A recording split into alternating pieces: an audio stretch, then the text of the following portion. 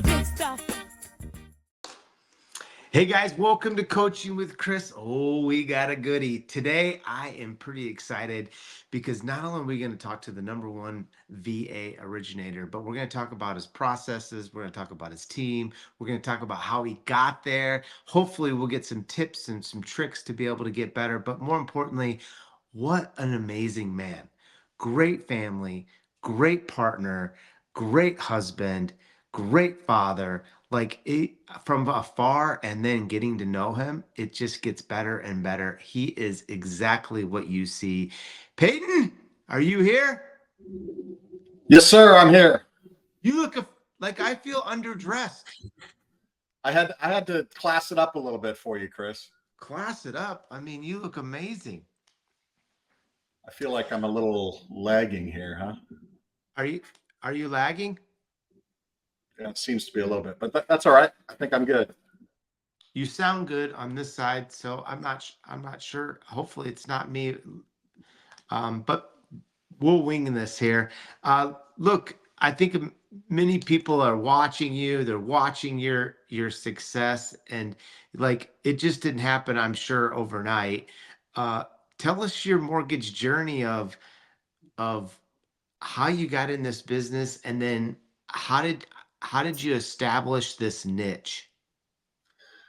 Well, so my background, I went to West Point, graduated from West Point in 1994, and spent 8 years active duty in the Army, where I was a helicopter pilot. So did that, and then when I got out of the Army in 2002, I went into medical sales. So I was in medical sales for about 12 years, and just kind of fell into mortgages. I happened to have a dinner with a West Point classmate of mine, and he said, "Hey, come work for me." And I was like, "No, I'm good."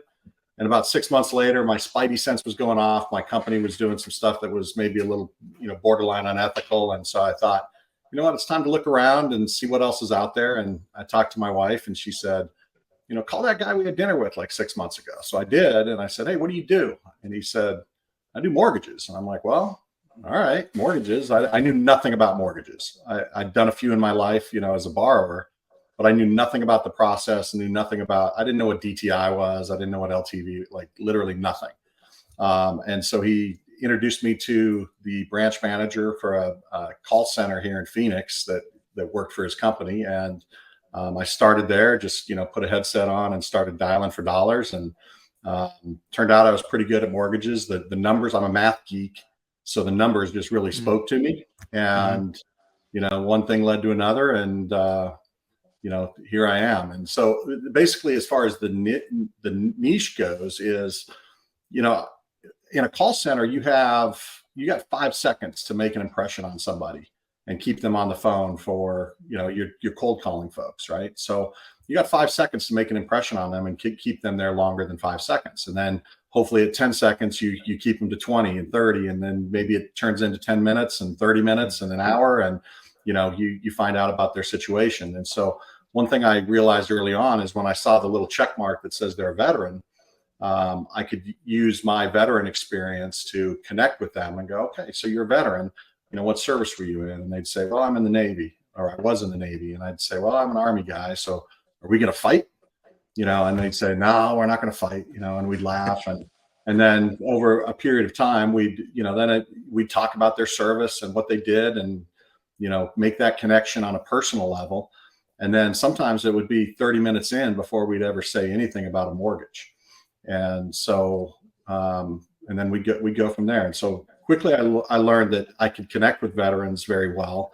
And then as I kind of progressed in the business a little bit, I figured out that people suck at VA loans. I mean, loan officers suck at them. Realtors are afraid of them.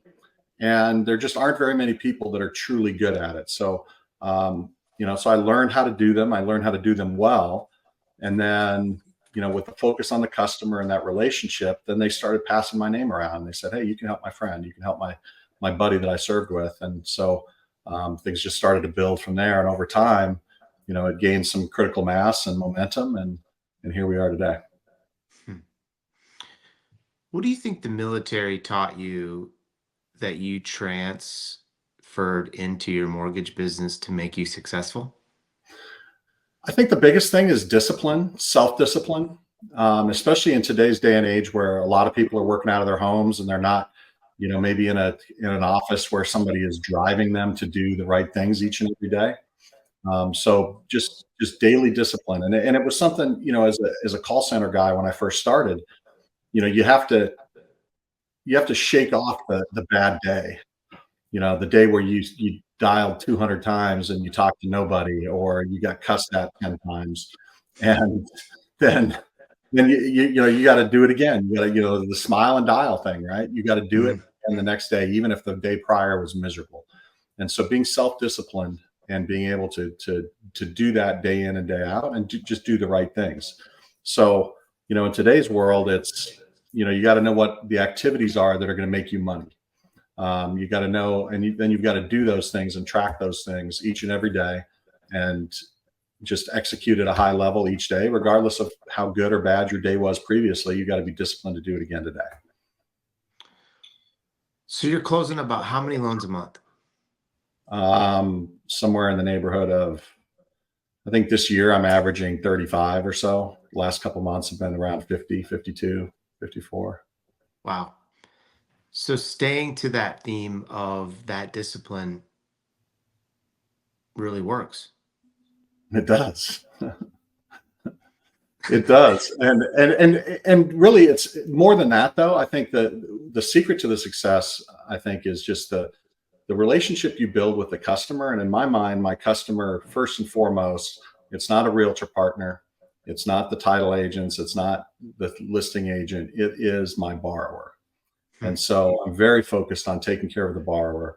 And really from the very beginning of the process through the end, my goal is to, I'll ask them, I mean, first phone call, I'll say, hey, by the way, I'm going to take great care of you. You're going to have a great experience. And I want you to refer me to all your friends.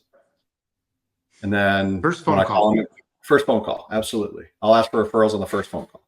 Love it. Then when they're under contract, hey, by the way, refer your friends to me. When the appraisal comes in, I talk to them again. Refer your friends. Like literally every time I talk to them, and then it's easy. Like it's you got to hear something 7 times before you believe it, right? And so by the end of the process, they've heard it 7 times that they should tell all their friends to call me. And so that's how my business grows. That is so good because I feel like so many loan officers struggle to ask for the referral or ask to be referred to their friends. And yet you're asking 7 times through it. So it's probably not awkward at all. It's just normal and part of the process. How did you get to that step? Like, there's probably loan officers listening today and saying, crap, Chris, I can't even freaking ask once. And, and Well, you got to asking 7. so the thing is when I first started, I didn't do it. I didn't do it at Okay. all, and I thought it was awkward. Um, if you don't really truly believe in yourself and the product that you're providing as a loan officer, then it is going to be awkward. If you're not doing a great job, it's going to be awkward. It's hard to ask somebody after they had a miserable experience to refer you anybody. And when I first started, I thought that asking somebody for a referral was at closing. People said, hey, at closing, ask for referrals. I'm like, well, how do you do that? And they said, well, just, ask them for the names and phone numbers of 5 of their friends. Yeah. I'm like, yeah, hell no. Like, I'm not doing that. Like, sorry, I'm not giving out Chris Vinson's phone number to everybody, like I'm Yeah. just not going to do it. And so I thought that was awkward. And then over time, I realized, you know what, these people, I'm building a relationship with them. And the analogy I use is if somebody comes to where you live and they've never been there and they say, hey, what restaurant should I go to? You're probably going to send them somewhere where you had a great experience, but above and beyond, there's lots of places that are great restaurants, right? You're going to Mhm. send them somewhere where the people, and you can say, hey, when you go to this restaurant, I want you to talk to Chris. Chris Mm. is going to take fantastic care of you. And that's where you're going to refer your people, is the places that you're friends with and you have a relationship with. So my goal is always to build a relationship with the client to where they feel like that I'm their friend and I've given them great advice. I've taken great care of them. And I'm much more likely to get a referral from them if I've taken care of them in that way. Hmm. That's good. I know we're going to talk a little bit about VA, but how how do you get over the realtor questioning or your words scared of VA loans when you're giving them a prequal or a pre-approval letter into that initial process for a purchase? Well, it's become easier. I Google pretty well. When somebody Googles me, they find out that I actually know what I'm talking about with VA. Hmm. But if you don't have that social proof and the online presence to do that, it's having a conversation with somebody and being like, look, I know what I'm doing with VA. This isn't my first one. I've closed, however many you've closed. But at this point in my career, I can go, look, I closed 50 last month. I kind of know what I'm doing, and it's going to be a great loan. This is, they're super well qualified, and you got to be confident in who you are. You've got to be confident in the product. You have to know what you're doing. I mean, if you tell people you know what you're doing and then you don't, and you miss residual income or something silly like that, or you don't know what the appraisal process is, and you don't know what Tidewater is, and you don't know how to do a reconsideration of value, and you don't know all these things, and you can't answer their basic questions, then you're in trouble. So being a true expert in what you're doing is important. If you called me, Chris, and said, "Hey, I want to do a DSCR loan with you," I would honestly, I'd just be like, "Yeah, no, I'm not your guy. I've got a guy. I've got somebody on my team that does a lot of DSCR loans, and let me connect you with James." And so I stay in my lane. I do the things that I'm excellent at, and I Hmm. don't try to branch out and be all things to all people. And I think that's a mistake a lot of loan officers make, is they just, especially this has been tough the last couple of years. So people are desperate to get loans, but what happens is, I'll give you my other analogy I use all the time is, if you're a golfer, and I know you are, if you show up and you're golfing and they pair you with somebody this is the only time they're going to golf all year, that person's going to be hitting left, right, in the water, in the rough, in the trees, in the cactus, wherever we are, and it's going to be miserable for your whole foursome. Well, on a loan, um, your foursome is your buyer, your seller, your agents. Like, if this is the one time you're going to do a VA loan this year, or the one time you're going to do a DSCR loan this year, it's probably going to be a miserable process. You might complete the 18 holes, but it's going to be miserable for everybody there. But if you golf every 3 times a week, you're probably going to be ripping the ball down the fairway. And so I tell people, like, look, VA loans are my thing. I'm going to rip the ball down the fairway every single time. It's going to be a smooth, easy 18 holes, and we're going to get through this with no problems. So I think identifying where you want to play and being dedicated to that is a big thing. What do you think? I'm going to word this correctly, but what do you think are the top three mistakes smart LOs make in doing VA loans today?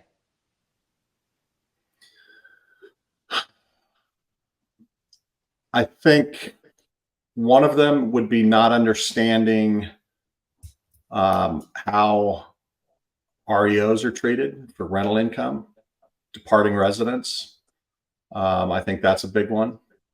I think um, when you get something that's a little tight on debt to income ratio, you start to get higher debt to income ratios, and you don't understand how to do a calculation on residual income. I think that's a big mistake. That's why a lot of VA loans fall apart for the people that are uninitiated in the VA process. And then I would say that the third one is, people pull a certificate of eligibility, or they forget to pull a certificate of eligibility, and they don't know how to calculate, max loan amounts and just the basic math around, having multiple VA loans. Can you do it? Absolutely, you can. A lot of people think you can't, or they'll pull a certificate of eligibility and it'll say zero entitlement. Well, they don't understand the bonus entitlement. They don't understand how to get to the actual real number of what somebody can purchase with their VA eligibility. So I'd say those are probably the three biggest things. Hmm. When you started to create this origination business, I know that you do VA loans in tons of different states, correct? That's right. I'm licensed in like 44 or something like that. So you're licensed in 44 states. What, how did it come to you in this process of, I feel like you just really, in getting to know you, I feel like you really think big or bigger than a lot of other originators. What got you to that thought process?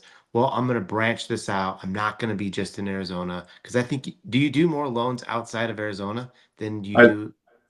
yeah, the vast majority of my loans are not in Arizona. Right.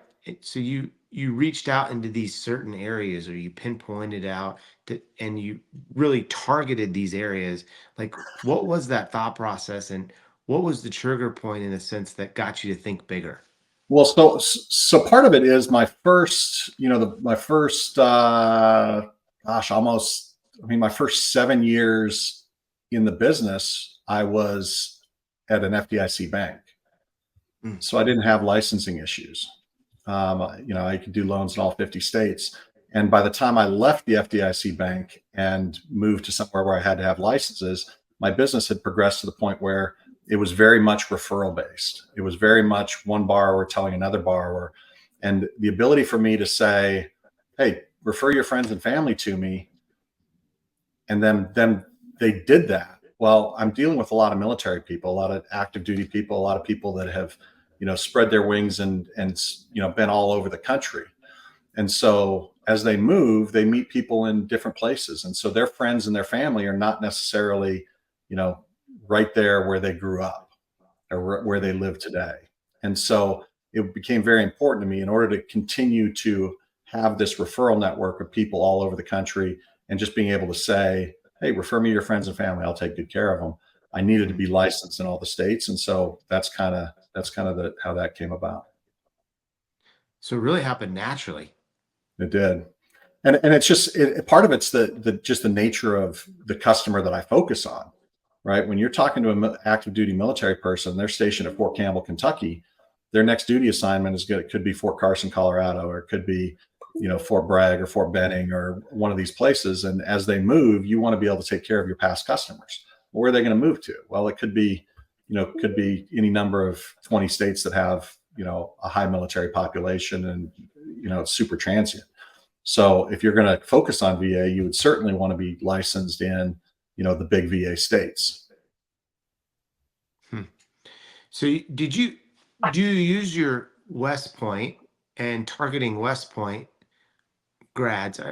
Do, is that a target piece to you, or do you think you really concentrate more on the bases where you have more customers, or or maybe even well known, or um, a brand put in place into that base, or is it shotgun approach? Like, I'm trying to maybe gear that question a little bit to, not trying to give your trade secrets, but in a sense of having someone understand, maybe it's not VA, but maybe it's establishing a target market so that less originators shoot shotguns and shoot more rifles. Because I feel like you're one of the best at shooting a rifle. You literally probably are, but shooting a rifle in the origination business, then a lot of originators, we're just shooting shotguns and Chris, we're I just think, seeing what.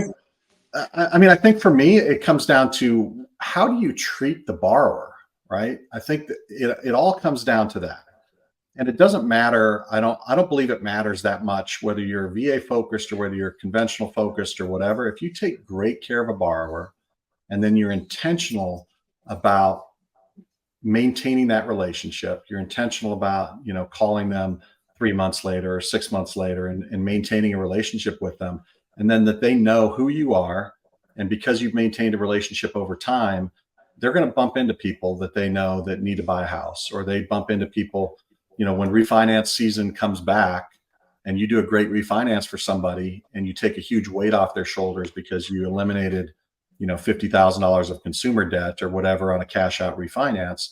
When they go to the next dinner party they go to, their friends are going to go, man, you look like you're pretty relaxed. Well, yeah, I just cut $1,000 off in my monthly budget because I saved all this money on a refinance. Let me hook you up with Patton. He'll take care of you too. If you're, so I think that is the focus for me. And so if you take great care of a customer and then just continue to hammer into their head that they need to refer you, I think you're going to be in a good spot. What is your continuous after you've closed that loan, um, your database in a sense? What's your process of staying connected with them, or what would you tell us as originators to create as our process to stay communicated with our database after we've closed the loan? Well, it's probably something I wasn't very good at initially. And I still wouldn't say that I'm 100% expert on it. But, a post closing call obviously is good, and you should be doing that. And, when should you do that? There's a lot of different ways you could do it. You could say, when you're coming up on the first payment, so 30 days or so after closing, check in with them, see how their move went. Hey, your first payment's coming up. Do you have any questions? Do you know where you're making that first payment? That's a good touch point. 6 months later is a good touch point. And then if you set up an annual mortgage review and just go, hey, we're going to put this on the calendar today. It's kind of like a dentist office, right? When you walk out of the dentist, they schedule your next cleaning before you walk out of They there. do. And then they hound you when you don't show up for it or something, right? Or they call you 3 days beforehand and let you know. So 3 days before a mortgage checkup, you can send a text message and say, hey, just a reminder, we got our mortgage checkup coming up. Are we still good for that? So what I would say is, and then there's some tools, you could use HomeBot, Home IQ, things like that are constantly keeping you. I mean, the open rate on those products is incredibly high because people want to know, like, hey, this house I own, what's it worth? Am I making any money on it? What are my options? And so those kind of tools can help you stay in front of your customers.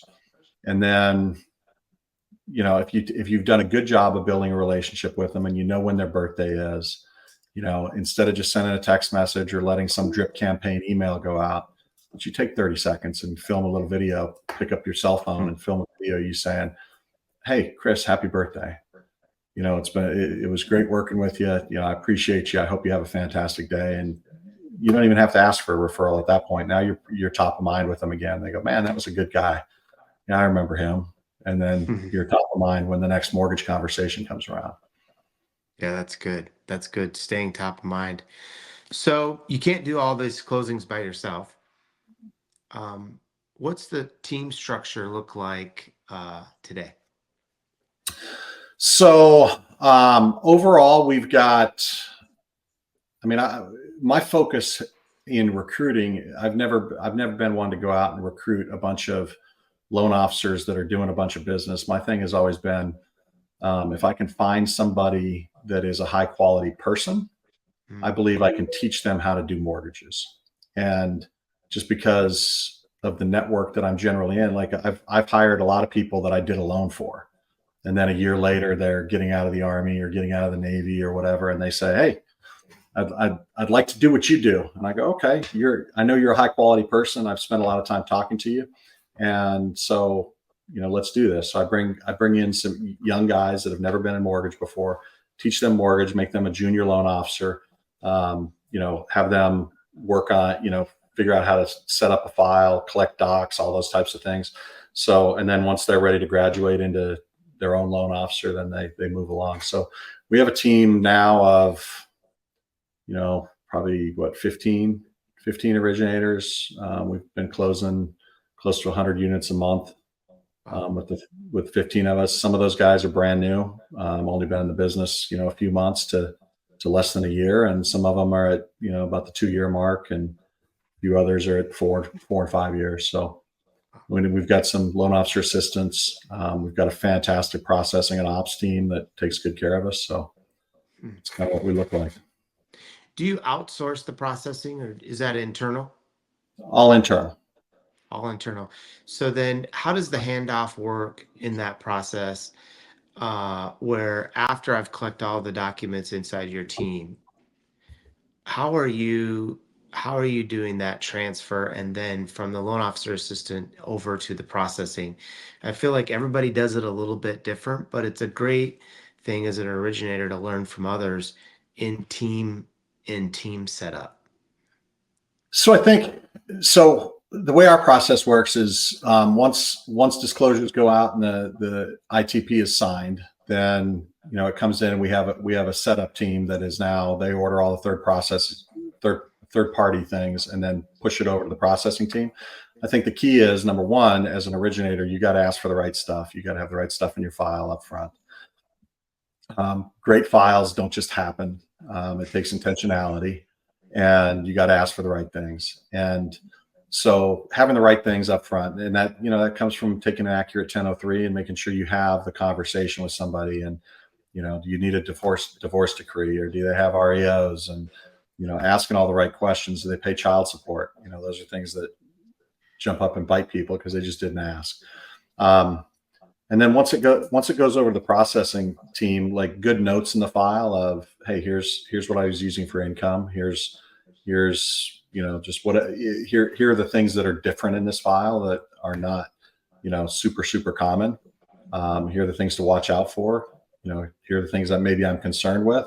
And then also potentially, here's my plan B, plan C, plan D, just in case something goes a little sideways, or just in case an underwriter doesn't quite like the way we have it set up. Do I have a plan B and C in order to get this file to closing, whether it's paying off a little bit of debt or something like that?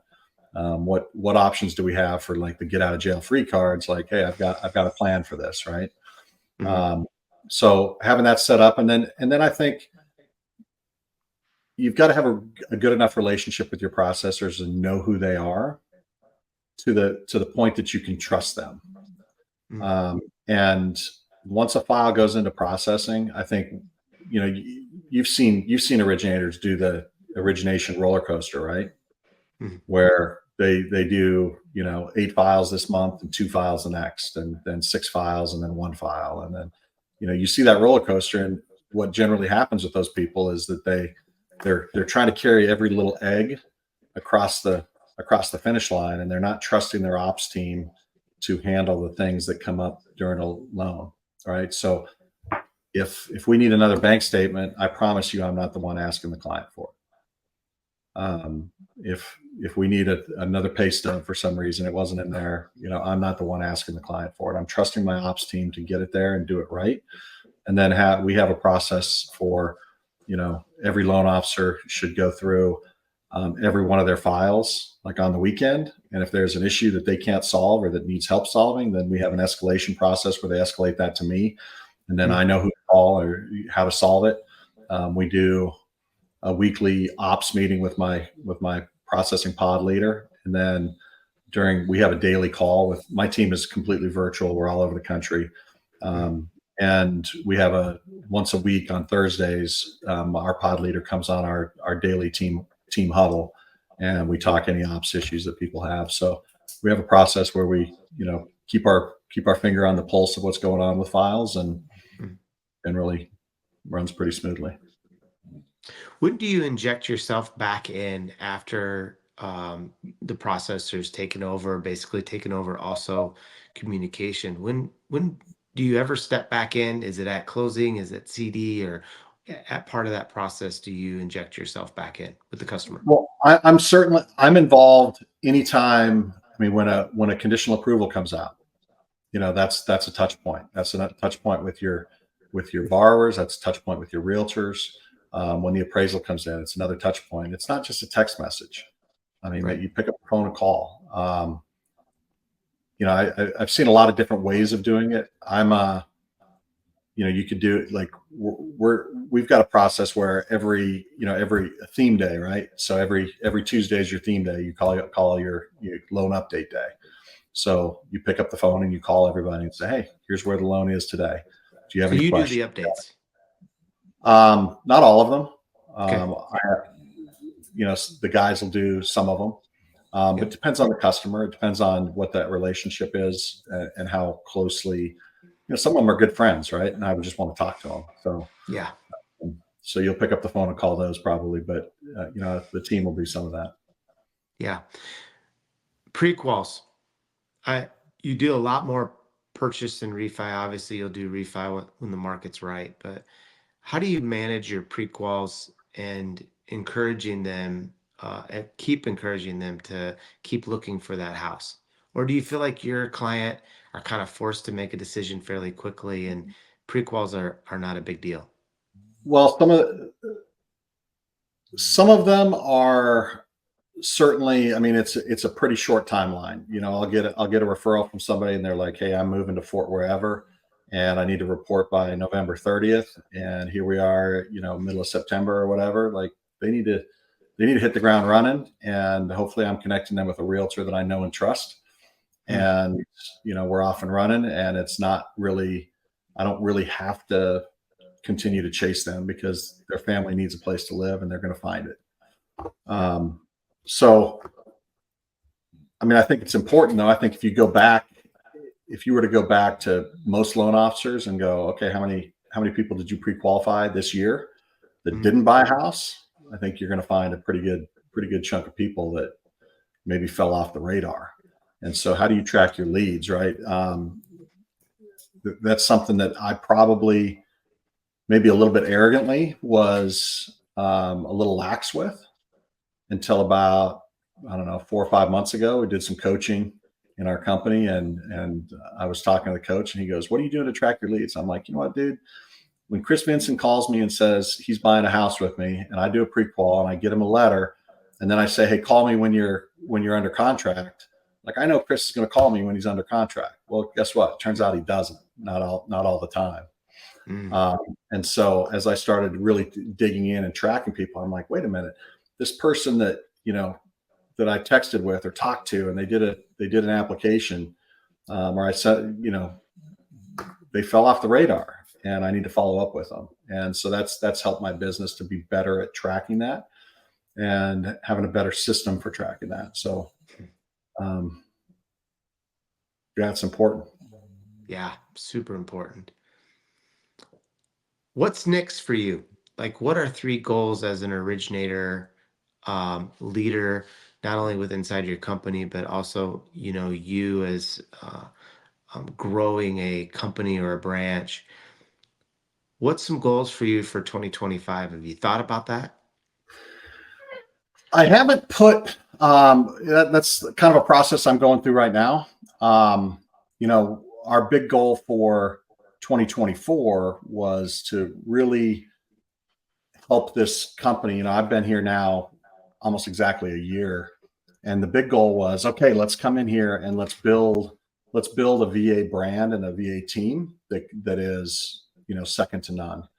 And at this point, our VA originations in the company are about 35%, I think, was the last number I saw, 35 to 40%. Wow. Whereas when I came in, it was about 10 to 12%. So some of that's my volume and whatnot, but also that's just the focus that we have of making everybody better. And we've done a lot of training on VA loans, and people, I think the VA loan is special. It's the most flexible loan product we have. Hmm. You're dealing with a customer that's super super loyal and has a lot of friends that are in the same position that they are, right? And so when you start talking about a referral business or referral based business, like what better demographic to focus on? I mean, it feels good as a person to me anyway. When you go, I've talked to people that are, first time, first generation Americans that are serving in the military because they came from a communist country or their parents came from a communist country, and to talk to those people and get their stories and just go, wow, this is amazing. This person loves America more than people that have been here for generations, and so it feels good to work with people like that. And then from a loan standpoint, I mean, especially as rates have been pretty high over the last couple of years, if and when rates do fall, there's a whole bunch of people that I'm connected with that will come back to me. They trust me, they know me, they like me, and my business will thrive when the interest rate reduction loans start coming back. So lots of good reasons to focus on VA. But so that was the big thing. And then into 2025, I think the goal is to continue to grow our team we're starting to attract other loan officers. Like iron sharpens iron, right? Mm, And most organizations treat VA loans as if it's just a cash cow because they can have a higher margin on it or whatever. And so it's not really, I don't think it's the right way to treat a veteran. Like, oh, I'm going to make more money. So is it a genuine care and love for the veteran that you have, or is it just, hey, we make some money by doing these, right? So we're attracting people that have that same mindset and are here to do business the right way for these people because they love and care about them. And you put those people. We brought in some guys in the last 6 months that have helped make me a better originator because of the way they look at things, the way that they talk to clients, the way so our daily huddles are fantastic because we get together, a group of 15 veterans from across the country, and we mm, talk about the things that matter, and we mm, talk about the challenges we're facing, and we talk about how can I get better today. And it's all those things, it's the tracking stuff, right? What are your activities are you doing? And we hold each other accountable to meeting goals and really being the best that we can be. And so, we just want to continue to build on that into 2025 and see where that takes us. yeah. Pat, how long does it take you to you hire these high um, character, probably pretty smart individuals? How long do you feel like it takes to get them to the junior loan officer spot to where they can kind of do the loan all the way through? It depends on the person, I think, and that also depends. It depends a lot on individual drive, and I mean, it really becomes all about how many reps do you get, right? That's the Mm, one thing that I thought was pretty special about how I learned was, in a call center you get a lot of reps, and it right. doesn't matter how bad you screw up one phone call, because there's 8,000 more leads you can call today. So the key is getting people a lot of reps and having them have a lot of conversations with people. And I think that's where we can grow a little bit on how to bring in a brand new LO and train them in the right way. But the nice thing about bringing in a brand new LO is they don't have any bad habits either. They It's don't. true. Is it easier to break a bad habit, or is it easier to keep a good habit? And so what I try to do is go, try to be a little introspective and go, okay, what things when I started in this business 10 years ago did I not do very well? Mm, And I look back and what are the regrets that I have in my own business where man, I wish I would have done X, Y, or Z. And we're teaching them to do that up front.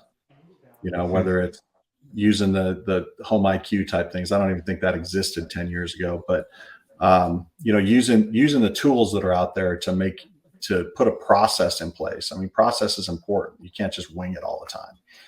yeah. And so making sure, and for a long time I winged it, but then I got too busy to wing it anymore. And then but then it's like, when you're super busy, it's hard to put a process in place if you're too busy, right? So um, before people get too busy, they've got to have a process that they follow and can get them through the tough times and through the busy times. Yeah. What You're closing a lot of loans per month. You're building a branch. You're a big part of your company. How do you keep the balance? The family balance, I know you married up, and I know she's your partner in life and in work. But how do you keep all that like together? People ask me what my hobbies are, Chris, and sometimes I joke, but it's not really a joke. Mortgages are my hobby too. I really truly love what I do, and it energizes me to have the personal connections that I get to make with people from all over the country. Mm, Um, and so I don't know that I'm the best person about having a ton of balance in my life. My wife is Sherry's the director of customer experience for our company, and so Mm. we spend a lot of time talking about mortgages. Like 3 a.m., she'll elbow me and go, "Hey, you know, did you need to do this?" And I go, "Oh," wake up and go, "Okay, I'll get on that first thing." As soon as I wake up, I'll start working on that. And she's like, "Did you think of this? Did you think of that?" So she keeps me pretty grounded, and she doesn't care whether I close 30 loans or 200 loans in a month. Um, she doesn't really come to me and go, "Oh my gosh, that was so amazing. You're so great." She goes, "Okay, like what are you doing next? What's What's next? the next thing? How are you getting better?" So she holds me to a pretty high standard and doesn't let me get complacent. Um, and so that's part of the success, right? Is you got to be with somebody that's going to push you to be the greatest that you can be. And she constantly tells me, like, "I think you can be better," and Mm. will show me, not in a bad way, but she goes, like, "Look, you can be better at this, and you need to step up in these areas in order to be, the best leader you can be, the best loan officer, the best person for the company. Here's how you can step up and help lead." And so I think because of that, I mean, we've got a great relationship at work, and because we work out of the house, it's hard to turn it off, Chris. Right. I get in trouble for not turning it off every once in a while, but um, I know it's healthy too. Uh, what an awesome partnership. As we're closing out, okay to ask you a couple fun questions. Go for it. If you were going to write a book, what would the title be and why? So I'm working on a book right What? now. But believe it or not, Chris, it's going to be a field guide to VA loans, um, designed to help really educate, and it'll have something in there for borrowers. It'll have something in there for loan officers. It'll have something in there for realtors. So that's part of it. And then Sherry and I are working on another another one where she has a title for it, and I can't remember what it is off the top of my head. She's really the deep thinker out of the two of us. You know that, having met her. Um, but it's really around how to bring your values to work, Hmm, and and put the values that you have in your personal life, how you put those in place in your work life, and use those to expand and build your business around values that truly matter. that's awesome. That's really cool. When you're not doing mortgage, what do you like to do? um, when I'm not doing mortgage, you know, this year it's been fun to watch Army football. We're ranked number 18 in the country, undefeated this year. I enjoy Army football and Army Navy game and stuff like that. There's a lot of Mm, camaraderie around that, I bet. and I like to be around more of my people. And so this last weekend, I got an opportunity to go. I was back at West Point, Mm, and went to the Army versus Air Force football game, and just being around people. Some of my classmates from West Point now are commanding generals of you know Fort Fort Campbell and Fort Novacell, and head of Army Aviation is a good buddy of mine. And wow. talking to people like that, they've been in the Army 30 years. They have 2 or 3 stars at this point. It really energizes me to just be around people that knew me back when I was 17, 18, 19 years old, and that they're still out there serving our country. And I mean, I think that's Incredible. as much time as I get to spend around people like that knew me way back when, and just that's energizing to me. Yeah. Well, I got to say, thank you so much for coming on, coaching with Chris. One, two, thanks for serving our country, and thank you for all that you do for veterans and new originators. I I didn't even know some of these things. Actually didn't know you were writing a book either. That wasn't preloaded. I was just kind of excited to see how you would answer that question. We got one question as we're kicking off, and I think this was in the very beginning here. It says, how do you have a hook that you use at these calls that seems to drive more results? So probably maybe that hook is for more referrals is what I'm guessing, Chris. But yeah, I think you're hooking. I think you mentioned it in the very beginning of how you ask for referrals, but could you just maybe touch on that question?